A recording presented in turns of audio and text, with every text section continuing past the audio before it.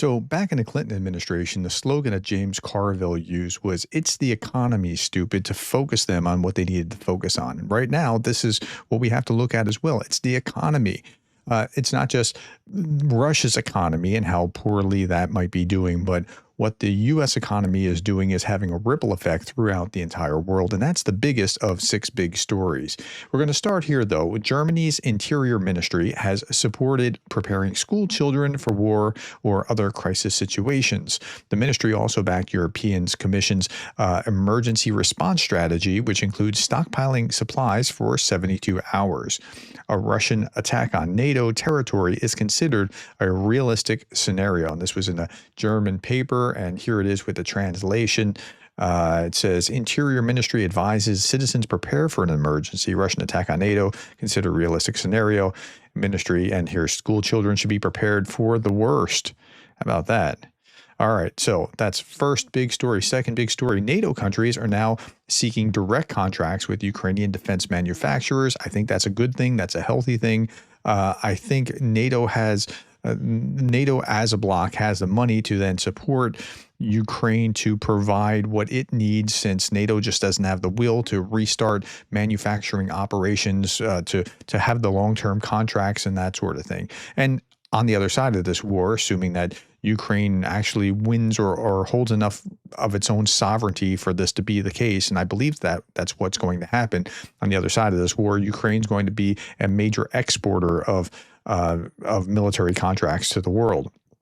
Okay, some partners are just not exploring investment. They want to place direct orders with our defense companies, he said. And part of what they could do is if they could get the permission from certain countries to make things within their country, like if they were given the permission to make certain missiles, they would be able to develop it in country for a fee for the permission to be able to build it, and that would be somewhat optimal.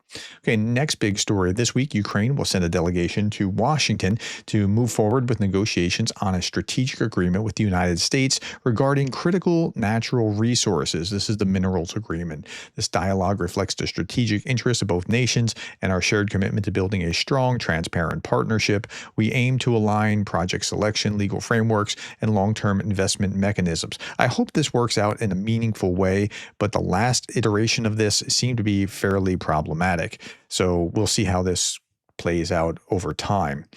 Okay, Julia Davis, next big story. We're talking about now how the Russians are seeing what's going on in the United States. Julia Davis, she's behind the Russian media monitor.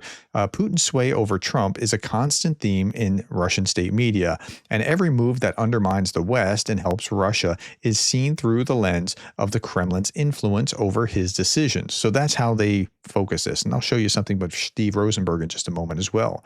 So on Trump's tariff buffoonery, it elates Russian TV propagandists. This is like the headline, quote, "In reality, a monument should be erected to him," Vladimir Solovyov says. This was a major blow to the system of capitalism. So we're talking about those tariffs. And I know that the tariffs are not an exciting topic to you, but you have to understand what's going on. I keep talking about this, and I know some people just don't want to hear this or don't watch the videos, but if you want to be informed, you need to understand what's happening here.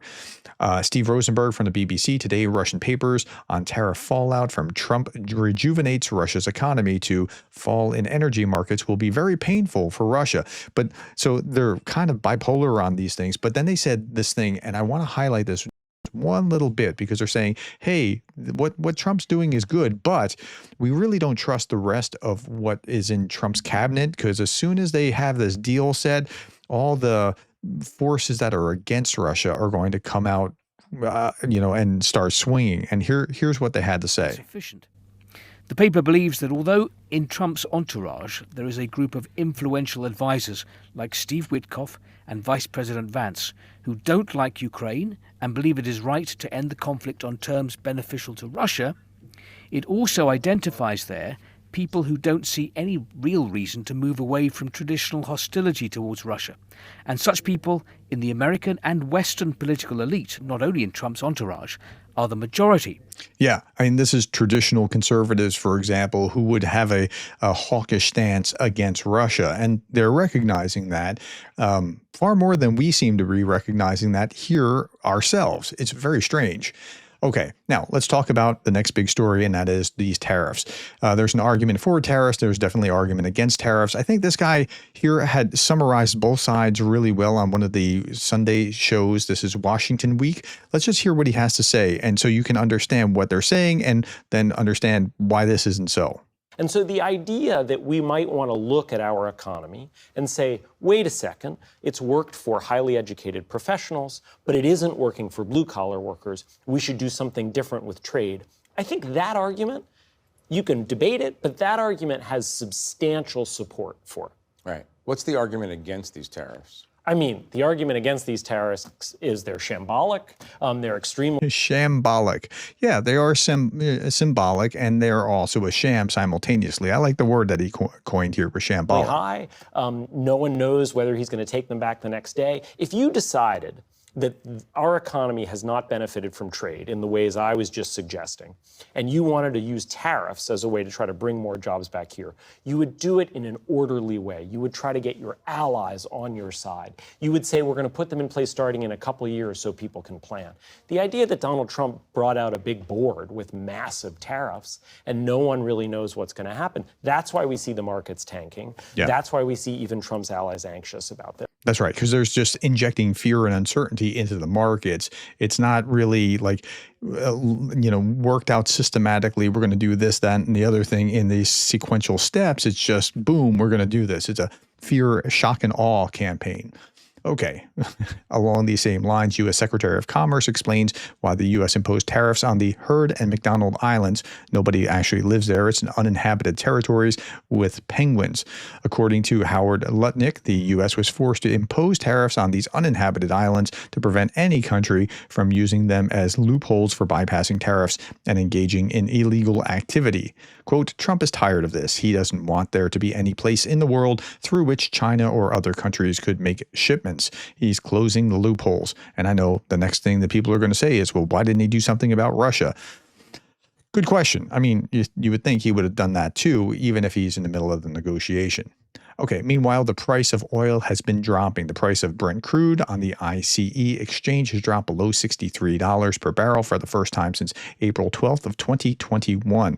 Brent is a key benchmark for global oil trading. Such a decline is signal of falling demand, market panic, and possibly recession. And it's also below what the Kremlin can get. And the Kremlin also has to have the shipping costs, not just the pipeline costs. And so this becomes problematic for them. According to War Translated, prices for Russian oil have fallen to $50 per barrel, and I think they need $65 per barrel in order for it to be break even or profitable. And as Bloomberg reports, the drop in oil has increased pressure on the state budget, depriving the Kremlin of opportunities to increase spending for the war in Ukraine. Okay, Bitcoin has also dropped. This is one day. There was a drop 9.93% of Bitcoin. I'm not sure how Bitcoin is affected by this. You would think Bitcoin would be, well, I would think that Bitcoin would be safe, but apparently no such luck. By the way, I want to give Jake Bro a shout out and credit.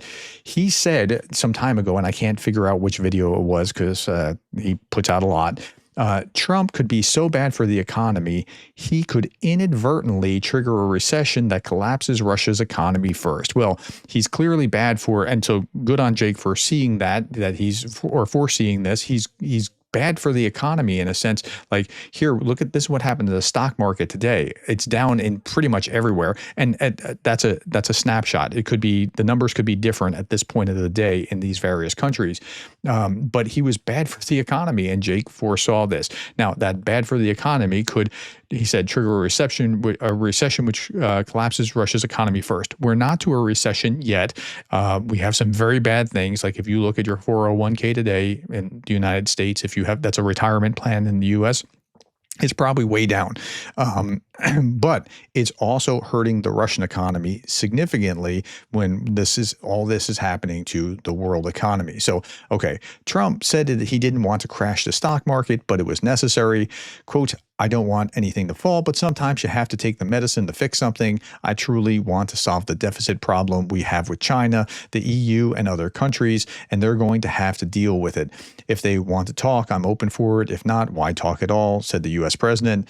Meanwhile, economists and analysts warn that today's stock market crash could rival the one in October of 1987, known as historically as Black Monday. So it's happening all over the world. Now, it's bad for the pocketbook in Russia, but it's kind of good for Russia in a different sense. And that is that all this instability is keeping Europe, particularly, focused on something else and not focused on Russia, while Russia is remobilizing or conscripting another 160,000.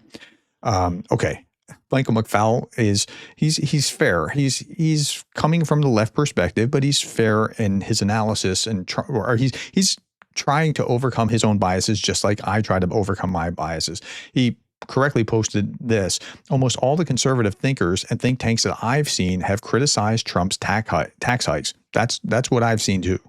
Okay, the American Enterprise Institute, for example's analysis has said the president's tariff formula makes no economic sense. Okay, so I appreciate that he's being fair. He also posted this. Trump was talking about, I spoke to a lot of leaders, European, Asian, from all over the world. They're dying to make a deal. But I said, we're not going to have deficits with your country. To make a deficit to me, a deficit is a loss. We're going to have surpluses, or at worst, we're going to break even. I don't know why Trump keeps focusing on this idea that if you export X amount to us and we export X to you, and it's not even, it's not evenly balanced, that's somehow a bad thing. Mike McFaul says Soviet leaders had a similar theory about international economics. They tried to produce everything domestically, and it was an economic disaster. Let's not repeat that mistake. That's right. Mexico tried it too, and it was an economic disaster. Igor Shishko had a great analogy here. Some people's concept of international trade is this: I'll trade you my oranges for your oranges. Like, I have to trade you this thing and you have to trade me back that thing. That's not how it works. Here's McFaul again. I have a deficit with my barber. I have a deficit with Safeway. Safeway is a supermarket in the United States. I have a deficit with my local gas station. I have a deficit with the bank that helped me finance our house. Deficits are not inherently bad. The president's theory about economics makes no sense. Now let's use the barber as an example. If you're looking at just trade, I have a deficit with my barber as well, but I have traded dollars for that haircut. Now, the United States is a pretty big nation in terms of just GDP, just gross domestic product. So if you're looking at the United States, say, trading with, I don't know, Lithuania, okay, Lithuania is about the size of West Virginia in population. So it's very small compared to the United States. Let's use Lithuania as the barber, and me with what I do as I teach at a university here. How many courses would I have to trade for how many haircuts in order, if we're going to trade, and that's not, it's crazy to think in those kinds of terms. Like, I would have to export courses to him and he'd have to buy those courses, but he doesn't necessarily want those courses. But what we did trade was something very simple, something efficient. I traded my dollars for that haircut from the barber and everybody's happy. And that's all that we should really be focused on. Okay, good morning, tariff lovers. This is from a Tom and Jerry cartoon where Tom he's trying to shoot Jerry the mouse, and he puts a shotgun through the hole, and it comes out back at him. This commentary I thought was right. If the market believed that America was about to undergo rapid reindustrialization, then the price of commodities would be surging, even if equities tanked. But what the market is saying is that there's going to be a deep global recession. I'm not sure about this because there's great uncertainty. I'm not sure that there's going to be a recession depending on what happens. They could lift the tariffs tomorrow and then the market could go right back up, and there would be a little hesitancy, but the market would rebound like it needs to rebound. This comment is really prescient, though. This is Niall Ferguson. He is a historian at Stanford. He said the president stands as much chance of reindustrializing the U.S. as you do of getting your frozen laptop to work by smashing the motherboard with a Minecraft hammer. That's in the Minecraft is a little video game where they make little houses and villages and whatever, and you have a hammer that you're smashing blocks in the video game. Yeah, I mean, this just doesn't stand a real chance. Okay, last big story. The world seems weird and backwards and upside down. And I just, okay. A new Wall Street Journal poll reveals stark partisan divide in the U.S. aid to Ukraine. 79% of Republicans oppose it. That's tragic to my mind. We're supposed to be the hawkish, pro-freedom kind of crowd as far as historically conservatives have been looking at Russia and going, nope, you shouldn't be doing that. And where do they go? 83% of Democrats support it. Good on Democrats for supporting it. Among voters, 49% back continued aid. That's about half the country, while 44% are against it, a little bit less.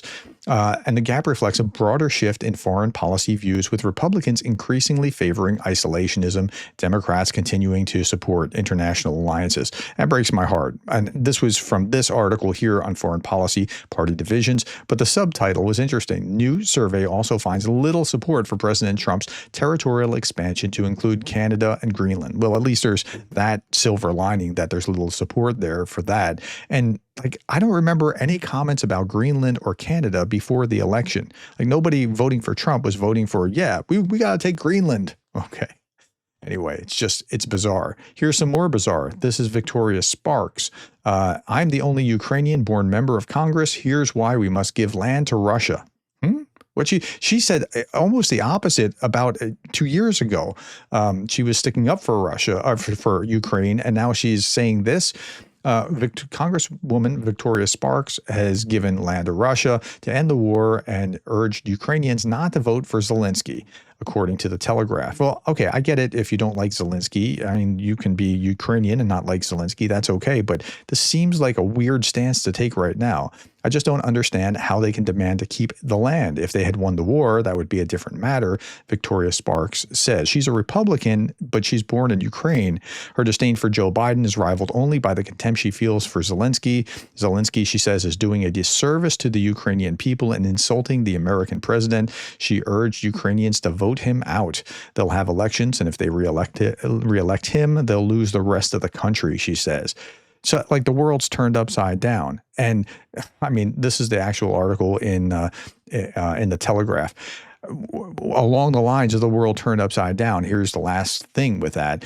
This is Ronald Reagan talking about tariffs, and a 1987 speech finds new. I highlighted that in its own video.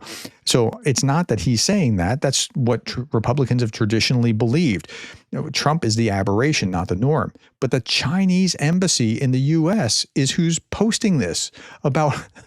So the Chinese embassy is now agreeing with Ronald Reagan about that tariffs are bad. And okay, I mean, the world just turned upside down. This looks like an AI created image. This seems to be what the tariff crowd wants, is like, get prepared for this. Is practicing on what you're going to work on iPhones here in the U.S. making them. Is that really what you want to be doing? All right, my friends, that's all that I have for you. Thank you for your time, the likes, the shares, and the subscribes, and the coffees, and thank you for being the kind of person that cares about Ukraine.